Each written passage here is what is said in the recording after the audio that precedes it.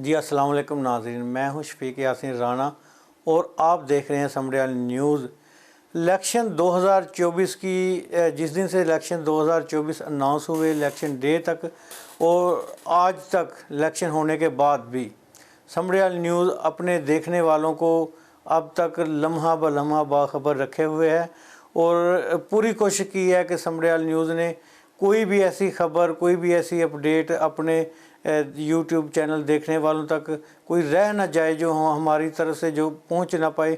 कोशिश तो ये की है जो इसमें हम कहां तक कामयाब हुए ये आपके कमेंट्स हमें बताएंगे। इसमें जी आगे आज बढ़ते हैं। इलेक्शन 2024 हो चुके 8 फरवरी को और कुछ उम्मीदवार जो हैं यहाँ से जीत गए हैं और कुछ हार गए हैं। जैसे कि आप सब जानते हैं, हारने वाले को अभी तक ये उम्मीद लगी हुई है कि शायद कि वो जीत गया है और वोटों की गिनती दोबारा होगी और जीतने वालों को भी कोई ऐसा ख़ास यकीन नहीं है कि वो यहाँ से किसी भी हलके से अपना इलेक्शन पूरे पाकिस्तान में जीत चुके हैं।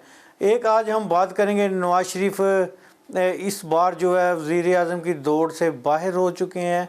अगला वज़ीर आज़म कौन बनने जा रहा है, पंजाब की पहली खतून वज़ीर आज़म कौन बनेंगी और केपीके में अगला वज़ीर आज़म कौन होगा। बलूचिस्तान और सिंध असम्बली के वज़राए आला के लिए अभी तक फ़ैसला किया गया नहीं किया गया।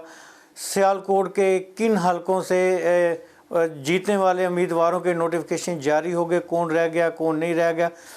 फॉर्म 45 और फॉर्म 47 क्या है, ये सब आज के प्रोग्राम में हम बात करेंगे। आज के प्रोग्राम में ये भी बात करेंगे कि क्या PDM 2 बनने जा रही है, डिटेल में इस पर बात करेंगे। ख़बरों की तरफ आगे बढ़ते हैं। इससे पहले आपसे गुजारिश है कि समरियाल न्यूज़ को सब्सक्राइब कर लें ताकि हमारी ख़बरें जो आप तक बर वक्त पहुँचती रहें।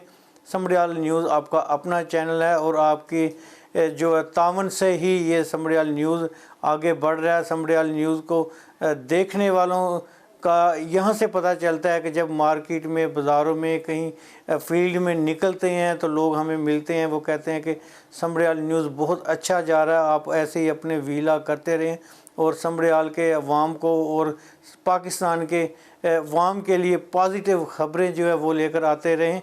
समरियाल न्यूज़ से, जैसा कि हमने पहले भी आपको बताया था, समरियाल न्यूज़ इलेक्शन से लेकर आज तक, जब से इलेक्शन अनाउंस हुए हैं, हम बार बार ये बताते रहे हैं कि समरियाल न्यूज़ की किसी भी सियासी पार्टी के साथ कोई वाबस्तगी नहीं। समरियाल न्यूज़ का प्लेटफॉर्म जो है हर एक के लिए हमेशा दस्तयाब है और रहेगा। यहाँ पर एक बात और मैं आपको बताता चलूँ कि कोई भी एक ऐसा उम्मीदवार जो जिन्होंने इंतखाबात में हिस्सा लिया या किसी पार्टी के साथ सियासी वाबस्तगी है, कोई एक बंदा भी समरियाल की न्यूज़ की जो है उसकी कवरेज पे कोई सवालिया निशान नहीं, कोई उंगली नहीं उठा सकता कि हमने किसी एक मखसूस जमात को फेवर देने की कोशिश की हो या किसी भी सियासी बंदे ने, किसी के वोटर सपोर्ट ने समरियाल न्यूज़ पे अपना पैगाम देना चाहा हो और हमने उसको इनकार किया हो। तो कहने का मकसद ये है कि शॉर्टकट में कि समरियाल न्यूज़ कि किसी भी सियासी जमात के साथ कोई वाबस्तगी नहीं है। ये आपका अपना चैनल है, सबका चैनल है। इसको लाइक करें, सब्सक्राइब करें और फॉलो करें। और अच्छा जी, ख़बरों की तरफ बढ़ते हैं। तो मुस्लिम लीग नून के सरबराह मियाँ नवाज शरीफ जो है बिल आखिर वो वज़ीर आज़म की दौड़ से अलग हो गए हैं। मियाँ नवाज शरीफ माइनस फार्मूला किसका है किसका नहीं ये अल्लाह ही जानता है, मगर मियाँ नवाज शरीफ साहब जो हैं वज़ीर आज़म की दौड़ से इस वक्त पीछे हट गए हैं, स्टेप बैक हो गए हैं। और मियाँ शहबाज शरीफ की लक कह लें या उनकी कारकर्दगी कह लें या उनकी कोई दुआ है, जैसे कि होती है ना, एक बंदा किसी के साथ है और अंदर से दुआ कर, या अल्लाह ऐ ना रहे ना तो मेरा चांस लग जाए, फिर एक बारी मिल जाए। वो हुआ जी मियाँ शहबाज शरीफ के साथ। मुस्लिम लीग नून की जानिब से बाकायदा जो है मियाँ शहबाज शरीफ को नामज़द कर दिया गया है वज़ीर आज़म के लिए, वज़ीर आज़म पाकिस्तान के लिए। मियाँ शहबाज शरीफ साहब जो हैं एक बार फिर मुल्क पाकिस्तान के, वतन पाकिस्तान के वज़ीर आज़म बनने जा रहे हैं। लग ऐसा रहा है कि ये PDM 2 ही बनने जा रही है। तहरीक इंसाफ के जो कैंडिडेट मुल्क भर से जीते हैं, कामयाब हुए हैं, उन्होंने आज़ाद हैसियत में ही, अब तक की जो हमारे पास खबरें हैं, उन्होंने अपने आज़ाद हैसियत में ही अपोजिशन में बैठने का फ़ैसला कर लिया है। तहरीक इंसाफ के उम्मीदवारान जो जीतने वाले हैं, तहरीक इंसाफ के आज़ाद उम्मीदवार हैं, कुछ जो पार्टी छोड़ के जा रहे हैं वो मुस्लिम लीग नून के साथ अपनी वफादारियाँ जो हैं वो तब्दील कर रहे हैं, और कुछ जो थे बाकी रह गए थे वो अपना वज़ीर आज़म अपनी गवर्नमेंट बनाना चाह रहे थे जमात इस्लामी के साथ, एक दो और के साथ, वो भी आज जो है तकरीबन किसी हद तक क्लियर हो गया कि तहरीक इंसाफ अपोजिशन बेंचों पर बैठेगी और मुस्लिम लीग नून की जो है हुकूमत बनने जा रही है। मुश्किल तरीन हुकूमत होगी ये, एक अब तक की जितनी भी हुकूमत आज तक पाकिस्तान में बनी है, इसमें क्योंकि बनने वाले वज़ीर आज़म जो होंगे उनको बहुत से चैलेंजेस का सामना करना पड़ेगा। महंगाई जो है एक बार फिर बढ़ने जा रही है, IMF के पास जाना पड़ेगा नई हुकूमत को, और बहुत से चैलेंजेस जो है दरपेश होंगे नई आने वाली गवर्नमेंट जो पाकिस्तान में अब तक बनने जा रही है। PDM 2 अगर हम इसे कहें तो वही जमातें हैं, एक बार से फिर वही वज़ीर आज़म है शहबाज शरीफ साहब, मगर एक यहाँ पर जो है हमें तब्दीली नज़र आ रही है। एक जो इसमें नई जो बात ये है कि इस बार PDM के सरबराह जो हैं वो कौन होंगे, ये देखने वाला बात है। आगे आने वाले दिनों में हमें पता चलेगा, क्योंकि मौलाना फजलुर रहमान साहब ने साफ इनकार कर दिया है कि वज़ीर आज़म को वोट नहीं डालेंगे, वो सपोर्ट नहीं करेंगे अब कि जो इत्तेहाद बनने जा रहा है पाकिस्तान में वज़ीर आज़म के लिए, क्योंकि मौलाना फजलुर रहमान कुछ नाराज़ दिखाई दे रहे हैं, कुछ मुस्लिम लीग नून से, बल्कि पूरी PDM से। बल्कि आज तो मैं आपको बताऊं कि मौलाना फजलुर रहमान के जैसे बयान टिकर चले हैं न्यूज़ चैनल्स पर, उनसे कुछ लग रहा है कि PTI के लिए कुछ नरम गोशा जो है, नरमी कुछ देखने में मिल रही है। मौलाना फजलुर रहमान साहब की जो उनकी बातें हैं, उनके टिकर हैं, उनके इंटरव्यूज़ आज चले हैं, प्रेस कॉन्फ्रेंस भी उन्होंने की है। उन्होंने तो मुस्लिम लीग नून को यहाँ तक कह दिया है कि आएँ बैठें, हम अपोजिशन में मिलकर बैठते हैं, मगर वज़ीर आज़म के लिए वो मौलाना फजलुर रहमान साहब वोट नहीं कर रहे। अब तक की ख़बरों से तो ये हमें लग रहा है। अच्छा जी, आगे बात करेंगे वज़ीर आज़म जो मियाँ शहबाज शरीफ साहब होंगे, और वज़ीर आला के लिए पंजाब के लिए मरीम नवाज़ साहिबा का नाम सामने आया है मुस्लिम लीग नून की जानिब से। और मरीम नवाज़ अगर वज़ीर आला पंजाब बनती हैं तो वो पहली ख़तून वज़ीर आला पंजाब की होंगी जो अब तक पहली ख़तून बनेंगी वज़ीर आला पंजाब की। इससे पहले वज़ीर आला पंजाब के मनसब पर पंजाब में कोई भी ख़तून ना थी। मरीम नवाज़ साहिबा अगर वज़ीर आला बनती हैं तो वो पंजाब की पहली ख़तून वज़ीर आला होंगी।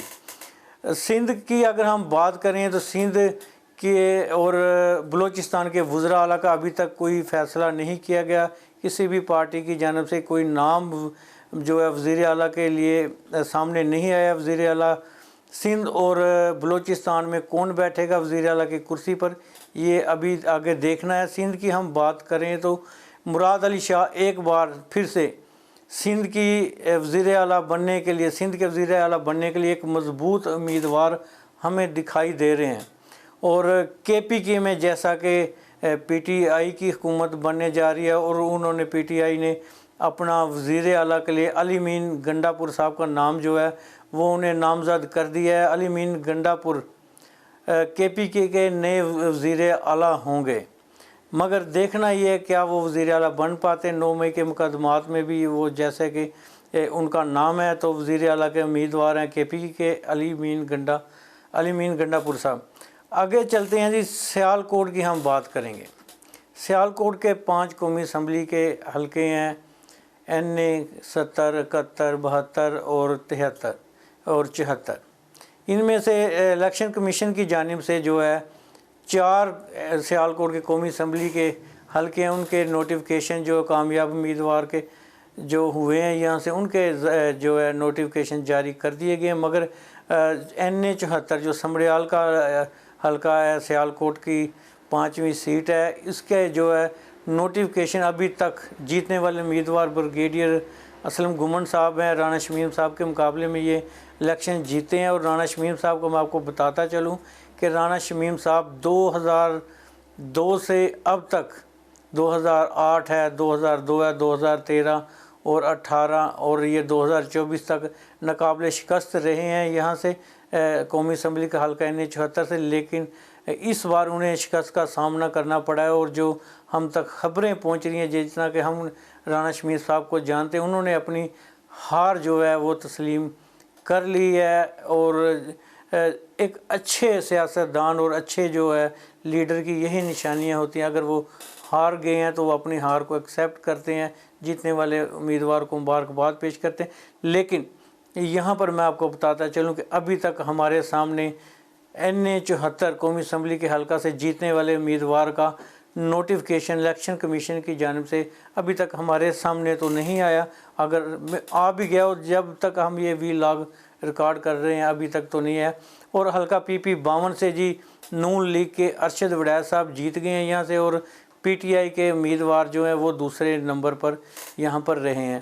हल्का PP 53 से इसी तरह राना अब्दुल-सत्तार साहब इलेक्शन जीत गए हैं। और जो है PTI के उम्मीदवार बैरिस्टर जमशेद गियास साहब वो यहाँ से इलेक्शन हारे हैं जी। इनका भी नोटिफिकेशन मेरे ख्याल से हो गया है। और लेकिन यहाँ पर भी कुछ ख़बरें ये सामने आ रही हैं कि इनके जो जीत को जो है इलेक्शन कमीशन में इसके ख़िलाफ़ चले गए हैं।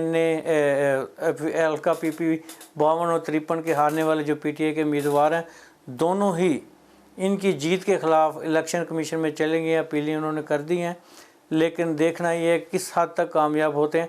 अच्छा, यहाँ पर मैं आपको बताता चलूँ कि फॉर्म 45 और 47 आज का इलेक्शन 2024 में इनके काफ़ी चर्चे हैं, काफ़ी सुनने में आ रहा है। फॉर्म 45 किसी के पास है, किसी को फॉर्म 47 मिल गया, किसी को जो कोई जीत गया और कोई फॉर्म 47 के साथ जीत गया है, कोई फॉर्म 45 जिनके पास है वो कहते हैं हम जीत गए। सबसे बड़ा जो हल्का है NA-71 जहाँ से ख्वाजा आसिफ साहब जीते हैं और रेहाना डार साहब हैं, वो उनके ख़िलाफ़ अपील में चली गई हैं इलेक्शन कमीशन में कि उनके पास फॉर्म 45 है। और 45 फॉर्म जो है उनके मुताबिक रेहाना डार साहिबा जो है वो जीत गई हैं। उस्मान डार साहब की ये वालिदा हैं और उनका दावा है कि फॉर्म 45 के मुताबिक वो जीत गई। ऐसा ही सूरत हाल पूरे पाकिस्तान में बनी हुई है कि फॉर्म 45 वाले कहते हैं कि हम फॉर्म 45 के मुताबिक जीत गए हैं। फॉर्म 47 जिनके पास है वो भी अपनी जीत के दावे कर रहे हैं। और इलेक्शन कमीशन की जानिब से जिनके पास फॉर्म 47 है उनकी नोटिफिकेशन भी जारी कर दिए गए हैं। यहाँ पर मैं आपको थोड़ा सा बताता चलूँ कि फॉर्म 45 और 47 में क्या फ़र्क है, ये होते क्या हैं। पहली बार ये हम आम वाम के सामने आए होते हैं तो हमेशा से ऐसे ही है कि अलग अलग से फॉर्म होते हैं। पहले जब इलेक्शन 900 होता है कागजात नामजदगी कराएं और जमा, फिर वो उम्मीदवारान के फॉर्म आते, फॉर्म 31, 32, 33 और ये 45 जो है जी इसका मैं आपको बताता चलूँ। फॉर्म 45 वो फॉर्म होता है जब कोई उम्मीदवार किसी एक पोलिंग स्टेशन से जब जीता है, उनके जो वहाँ पर मुतल्लिका पोलिंग एजेंट होते हैं और प्रिजाइडिंग ऑफिसर जो होते हैं वो उनकी मौजूदगी में जो है उनके वोट जो है उनकी गिनती होती है। कितने वोट किस उम्मीदवार ने लिए, कितने से कौन सा उम्मीदवार हार गया और किसके कितने वोट जो है रिजेक्ट किए गए। तमाम जमातों के तमाम जो कैंडिडेट इलेक्शन लड़ रहे होते हैं उनके पोलिंग एजेंट प्रिजाइडिंग ऑफिसर की मौजूदगी में वहाँ पर जब गिनती होती है तो जो गिनती सामने आती है प्रिजाइडिंग ऑफिसर उन पोलिंग एजेंट के सामने उस पर वो दर्ज कर देते हैं कि फ़लाँ फ़लाँ उम्मीदवार ने इतने इतने वोट हासिल किए। ये होता है जी फॉर्म 45। और तमाम पोलिंग एजेंट जो होते हैं उस वक्त के प्रिजाइडिंग ऑफिसर के सामने वो पोलिंग स्टेशन पर उनको फॉर्म 45 सब के हवाले कर देता है, ये आप ले जाएं, ये आप ले जाएं। जितने पोलिंग एजेंट होते हैं उनको फॉर्म 45 जो है वो दे दिया जाता है। वो लेकर अपने जो मुतल्लिका उम्मीदवार या उसका जो बना होता है इलेक्शन सेल वहाँ पर चले जाते हैं। ये जी यहाँ से का रिज़ल्ट आ गया, यहाँ से फ़लाँ उम्मीदवार जीत रहा, फ़लाँ उम्मीदवार नहीं जीत रहा। फॉर्म 47 इसके बाद एक फॉर्म 45 जो है आरओ ऑफिस में जाते हैं। आरओ ऑफिस में फॉर्म 45 को जो है टोटल उनका करके कितने फॉर्म 45 है उसके मुताबिक टोटल में कौन जीता है। जैसा कि सादा लफ्ज़ों में मैं आपको बताता चलूँ कि एक बच्चा पेपर देता है कि जैसे इंग्लिश का, मैथ का, इस्लामियात का, और वो इसमें इतने नंबर लेता है किसी भी मज़मून में, और फिर उसको काउंट किया जाता है। ये 1 बाई 1 पेपर जो है ये हो गए फॉर्म 45 हमारे। और जब उसको एक पेपर पे डाला जाता है, उसकी काउंटिंग की जाती है, टोटल किया जाता है, उसे कह लें कि आप फॉर्म 47 ये, जिससे पर्चे पे एक पेपर पे लिखा जाता है फॉर्म पे कि इस मजमून में इस बच्चे ने इतने नंबर हासिल किए हैं, इंग्लिश में इतने हैं, उर्दू में इतने हैं, मैथ में इतने हैं, इस्लामियात में इतने। जिस एक पर्चे पे उसका टोटल किया जाता है उसे कहते हैं जी फॉर्म 47। तो उसके मुताबिक जो उम्मीदवार जीत गए हैं वो उनको फॉर्म 47 जारी कर दिया जाता है। उसके बाद आगे का जो मरहला है वो होता है, जो उम्मीदवार फॉर्म 47 के मुताबिक जीत जाते हैं टोटल उस पर होता है, वो कामयाब करार दिए जाते हैं।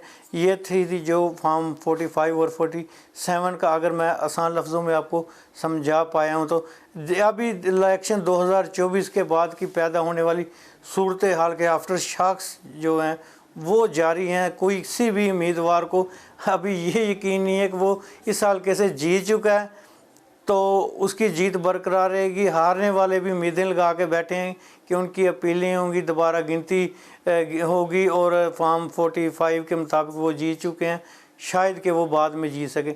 ये थी जी अब तक की सूरत हाल। जो जीत चुके हैं उनके लिए समड़ियाल न्यूज़ मुबारकबाद पेश करता है। जो हार गए हैं उनके लिए हम दुआ करते हैं कि वो दोबारा से मैदान में आएँ, अपनी मेहनत करें, फील्ड में जाएं, अवामी लीडर बने और आने वाले इलेक्शन में हिस्सा लें।